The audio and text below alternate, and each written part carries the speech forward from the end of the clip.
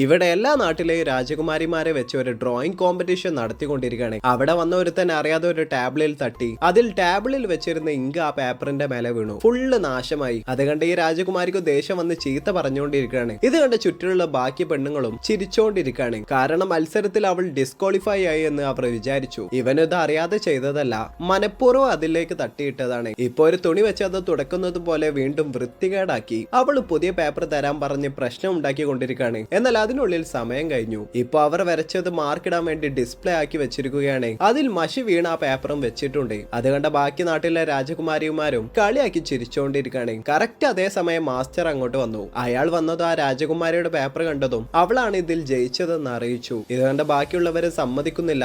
ഉടനെ ഇവൻ ഒരു ടീ എടുത്ത് ആ പെയിന്റിങ്ങിന്റെ മേലേക്ക് ഒഴിച്ചു. നോക്കിയാൽ ഇവൻ തുടച്ചു വെച്ചിരുന്ന മഷിയെല്ലാം ഒന്നായി ഒരു ഭംഗിയുള്ള പെയിന്റിംഗ് ആയി മാറി. അതിപ്പോ കണ്ടാൽ അവരുടെ നാട്ടിലെ അഭിമാന ചിഹ്നമായ മലയായി മാറിയിട്ടുണ്ട്. ഈ രാജകുമാരിക്കും എന്താണ് നടക്കുന്നതെന്ന് തന്നെ മനസ്സിലാവുന്നില്ല. അവളെ പോലെ തന്നെ ബാക്കി പെണ്ണുങ്ങളും അത്ഭുതത്തോടെയാണ് ഇത് നോക്കിക്കൊണ്ടിരിക്കുന്നത്. ആക്ച്വലി ഇവൻ അവളെ ഹെൽപ്പ് ചെയ്യാൻ വേണ്ടിയാണ് മനഃപൂർവ്വം ആ മഷി അതിലേക്ക് തള്ളിയിട്ടത്. കാരണം അവരുടെ നാടിന്റെ അഭിമാനമായ എന്തെങ്കിലും ഒന്ന് വരക്കാനായിരുന്നു പറഞ്ഞിരുന്നത്. അത് എന്താണെന്ന് പോലും അവൾക്കറിയാതെ അന്തം വിട്ട് നിൽക്കുന്നത് കണ്ട ഇവനും അവളെ ഹെൽപ്പ് ചെയ്യാൻ വേണ്ടിയാണ് ഇതൊക്കെ ചെയ്തത്.